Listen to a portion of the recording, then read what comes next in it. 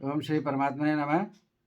मैं प्रोफेसर हरिहृदय अवस्थी अपने परम पूज्य गुरु जी पंडित भगवत शरण शुक्ल वेद मूर्ति तपोनिष्ठ गीता पुराण उपनिषद और वेदों के मर्मज्ञ के साथ में Awasthi Ayurveda anatomy yoga and spirituality channel पर आप सभी का हार्दिक स्वागत करता हूं। और हम लोग गीता के 11वें अध्याय में हैं और श्लोक नंबर 5 और 6 है, जिसमें अब भगवान अपने स्वरूप के बारे में वर्णन कर रहे हैं और उसके महत्व को बता रहे हैं और उसका जो गूढ़ अर्थ है, जो वैज्ञानिक अर्थ है, उसका विश्लेषण हमारे गुरु जी करेंगे। तो हम चलते हैं गुरु जी की ओर। प्रपन्न पारिजाताय तोत्र वेत्रैक पाणये ज्ञान मुद्राय कृष्णाय गीतामृत दुहे नमः। वसुदेव सुतं देवं कंस चाणूरमर्दनम देवकी परमानंदम कृष्णम वंदे जगद्गुरुम। इस चैनल से संबद्ध सभी विद्वद्गण, सभी जिज्ञासु छात्रवृंद, सहृदय सज्जनगण एवं इस चैनल के संस्थापक तथा प्रबंधक आचार्य हरिहृदय अवस्थी जी, गीता के इस 11वें अध्याय की चर्चा हम लोग कर रहे हैं, जिसमें आज भगवान अर्जुन को जो विराट स्वरूप दिखाने के लिए कह रहे हैं, उसका महत्व क्या है, क्या उसका स्वरूप है, क्या उसमें दिखाया जाएगा, इसकी चर्चा यहाँ पर संक्षेप में भगवान कर रहे हैं। श्री भगवानुवाच पश्य मे पार्थ रूपाणि शतशोथ सहस्रशः नाना विधानि दिव्यानि नाना वर्णाकृतानि च। यहाँ पर भगवान ने अर्जुन को पार्थ शब्द से संबोधित किया। पार्थ का मतलब क्या है कि कुंती का एक नाम पृथु भी है, तो इसलिए पृथु की पुत्र होने के कारण इनका नाम पार्थ है। पृथोः अपत्यम पुमान पार्था। तो ये पार्थ कहने की जरूरत क्यों पड़ी? जब आपको आपके पिता के नाम से या माँ के नाम से आपको बुलाया जाता है, आपको संबोधित किया जाता है, तो उसका मतलब होता है कि माँ के या पिता के जो श्रेष्ठ गुण हैं वो आप में संक्रांत है। तो इसलिए उनके गुणों के संक्रांत होने के कारण आपका जो महत्व है वो बढ़ जाता है। इसलिए भगवान ने अर्जुन को पार्थ शब्द से संबोधित करके जो है अर्जुन को सम्मान दिया। अब वो कौन सा ऐसा गुण है जो कुंती में इतना अधिक है, जिसके लिए भगवान को कुंती के नाम से कुंती पुत्र अर्जुन को पार्थ शब्द से बुलाना पड़े? तो वो श्रेष्ठ गुण है अतिशय प्रीति। परमात्मा के प्रति जो अतिशय प्रीति है, वो जो कुंती में है, वो अन्यत्र देखने में नहीं मिलती है। श्रीमद् भागवत में ये चर्चा आती है कि जब भगवान हस्तिनापुर से, या उस समय पर इंद्रप्रस्थ क्या हस्तिनापुर ही हो गया था, क्योंकि युद्ध पूरा हो गया था और हस्तिनापुर इंद्रप्रस्थ में संपूर्ण में युधिष्ठिर का राज्य हो गया था। तो वो जब द्वारिका जाने लगते हैं तो उस समय पर भगवती कुंती उनसे प्रार्थना कहती है और उनसे प्रसन्न होकर के भगवान कहते हैं कि बुआ, आप हमसे कुछ मांग लीजिए। तो वो मांगते हैं कि विपदा संतु में कृष्ण तत्र तत्र जगद गुरो। हे प्रभु, आप मुझे अगर देना भी चाहते हैं तो विपत्तियां दे दें, क्यों विपत्तियां आप मांग रही हैं? क्योंकि जब जब विपत्ति होती है तो आपका दर्शन होता है, आपका स्मरण होता है, आपका दर्शन होता है, तो इसलिए मुझे विपत्तियां दीजिए। तो भगवान के दर्शन, भगवान के नाम स्मरण, भगवान के प्रति स्नेह की जो पराकाष्ठा है, जो कुंती में है, वो अन्यत्र देखने में नहीं मिलती है। तो इसलिए वो ऐसे कुंती के पुत्र ये अर्जुन हैं जिनका भी भगवान के प्रति अतिशय प्रेम है। इसलिए भगवान ने पार्थ शब्द से यहाँ पर अर्जुन को संबोधित किया। और दूसरा कहा कि पश्चिमे पार्थ रूपाणी शतशोथ सहस्रशः। अब ये बड़ा कथन जो है ये बता रहा है कि सैकड़ों प्रकार का जो है, हजारों प्रकार का है। अब ये संख्या का क्या तात्पर्य हो सकता है? दूसरा कहा इन्होंने कि नाना विधानि दिव्यानि नाना वर्णाकृतानि च। वो नाना विध है, माने उसके जो प्रभेद है अनेक है। और नाना वर्णाकृतानि च, वो नाना वर्ण के है, नाना आकृति का है। तो एक ही स्वरूप वो हजारों प्रकार का, सैकड़ों प्रकार का कैसे हो सकता है? और हजारों प्रकार का, सैकड़ों प्रकार का हो भी जाए तो एक व्यक्ति का रूप जो है वो अनेक प्रकार का और नाना वर्ण आकृति का कैसे हो सकता है? और उसके साथ साथ क्या है? वो दिव्य। दिव्य का तात्पर्य क्या होता है? दिव्य का जो लोकोत्तर, जो इस लोक में या किसी लोक में वो अवलोकित नहीं होता है, सुनने में नहीं आता है, यानी इंद्रिय से भी अगोचर है, सामान्य इंद्रियों से उसको हम ग्रहण भी नहीं कर सकते हैं।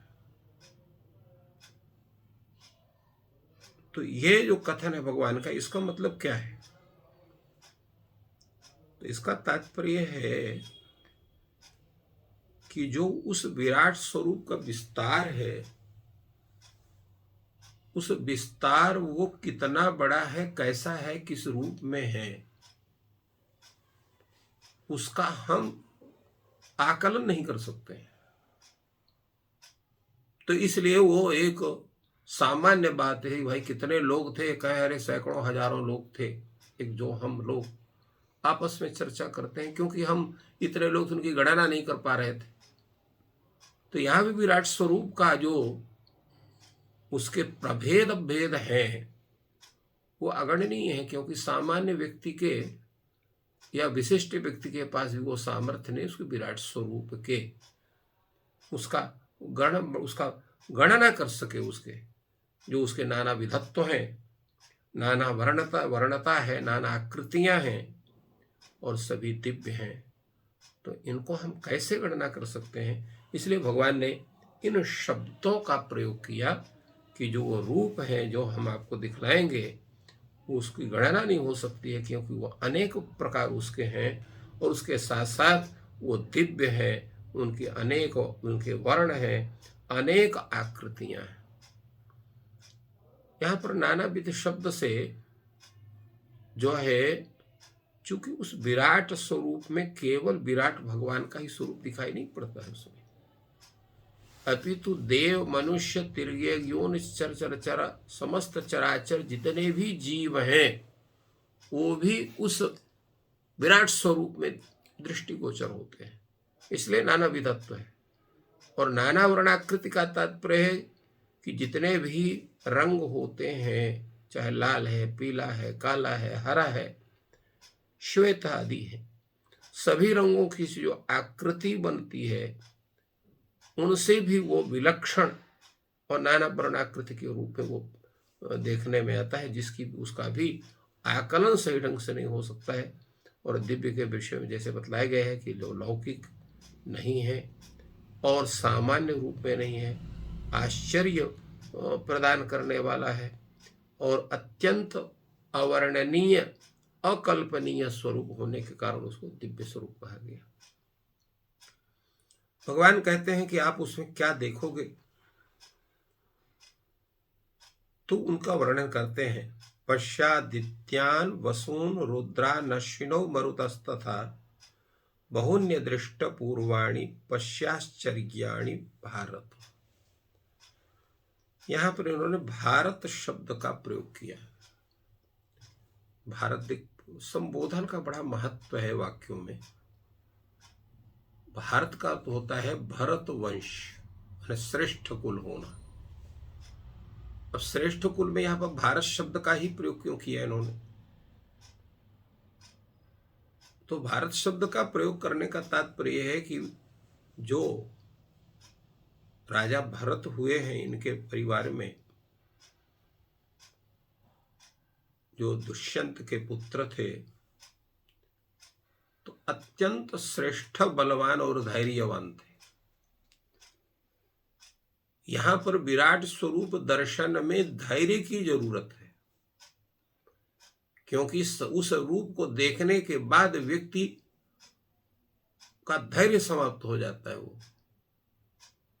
तो इसलिए अत्यंत धैर्यशाली होने के आप हैं, ऐसा बतलाने के लिए भारत शब्द का प्रयोग यहाँ पर। भरतस्य गोत्रापत्यम भारतः, भरत के गोत्र में उत्पन्न होने के कारण इनको भारत शब्द से कहा।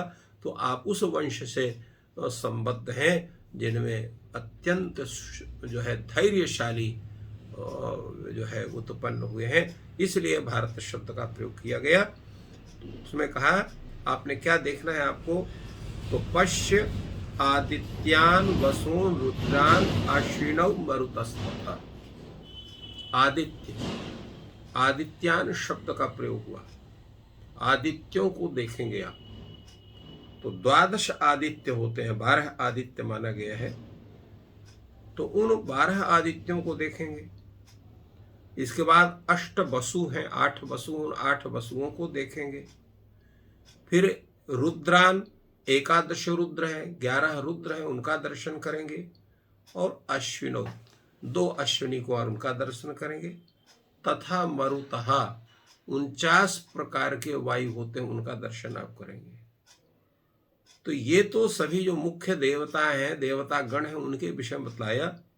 साथ में बहूनि अदृष्ट पूर्वाणि आश्चर्याणि पश्य। तो अदृष्ट पूर्वाणि, बहूनि, अनेक, बहूनि कहा वो असंख्य है जिनकी गणना हम नहीं कर सकते हैं। और कैसे हैं? अदृष्ट पूर्वाणि, जिनको आपने कभी आज तक न देखा है, न सुना है, न पढ़ा है। क्योंकि व्यक्ति के ज्ञान के जो साधन होते हैं क्या होते हैं? यही 3 होते हैं, या तो हम देखते हैं, या तो सुनते हैं, या तो पढ़ते हैं, या स्वयं उसका हम साक्षात करते हैं, या किसी अपने व्यक्ति के द्वारा उसका श्रवण करके जानकारी करते हैं, अथवा उसका अध्ययन करके जानकारी करते हैं। 3 ही साधन है, चौथा कोई साधन नहीं है ज्ञान का। तो इसलिए अदृष्ट पूर्वाणि का, जिनको आपने कभी देखा नहीं है, कभी जाना नहीं है। और आश्चर्याणि, आश्चर्य का मतलब क्या होता है? सामान्य से इतर होना, ये आश्चर्य का विषय होता है। जिसको देख करके, समझ करके, जान करके भी हम उसके रहस्य को पूर्ण रूप से ज्ञात नहीं कर पाते हैं, वो आश्चर्य होता है। तो ऐसे अदृष्ट पूर्व, जिनको पूर्व में नहीं देखा गया, ऐसे आश्चर्यों को भी अनेक, और 1 2 नहीं, बहुनी, अर्थात अगणनीय, उन आश्चर्यों को आप हमारे उस विराट स्वरूप में आप दर्शन करेंगे। इस तरह से भगवान ने ये अनेक देवताओं का जो गणना की, उसमें क्रम उन्होंने बतलाया। 12 आदित्य, 8 वसु, 11 रुद्र, अश्विनी कुमार और 49 मरुत। यद्यपि इनमें भी कोई हम लोग क्रम के विषय में जान सकते हैं या उस पर गणना कर सकते हैं कि क्या इसका स्वरूप है, क्यों इस तरह से क्रम इसका बतलाया गया, पहले आदित्य को क्यों रखा गया। वसु को क्यों रखा गया, रुद्र को क्यों रखा गया। तो इसमें कोई इस तरह का वो तो यद्यप स्वरूप नहीं है, फिर भी अगर विचार किया जाए तो प्रकाश के जो स्वरूप है वो आदित्य है। इसी प्रकार जो अष्टवसु है वो संपूर्ण विश्व के जितने भी संपत्ति है। रुद्र जो है वो ऐश्वर्य का, अश्विनी कुमार जो है सुस्वास्थ्य का, और मरुत जितने हैं वो जो है वो सामर्थ्य का, बल का, इनके स्वरूप हैं। तो इन्हें संपूर्ण ऐश्वर्य के ये अधिदेवता हैं। तो संपूर्ण जितने ऐश्वर्य हैं, जितने गुण हैं, जितने स्वरूप हैं, उन सबका दर्शन उस विराट स्वरूप में होगा, ऐसा भगवान ने अर्जुन को बतलाया। गुरु जी ने अपनी ज्ञान के माध्यम से हम लोग के ऊपर ज्ञान वर्षा की और वो मार्ग प्रशस्त किया कि जिससे कि हम भगवान के विराट रूप दर्शन को देखेंगे, समझेंगे और उन तक पहुंचने का प्रयास करेंगे। और ये ज्ञान अगर आपको लाभप्रद है, जो लोग नए जुड़े हैं वो कृपया चैनल को सब्सक्राइब करें, वीडियो को लाइक और शेयर करें। आपका दिन शुभ हो और ईश्वर आपकी सहायता करें। धन्यवाद।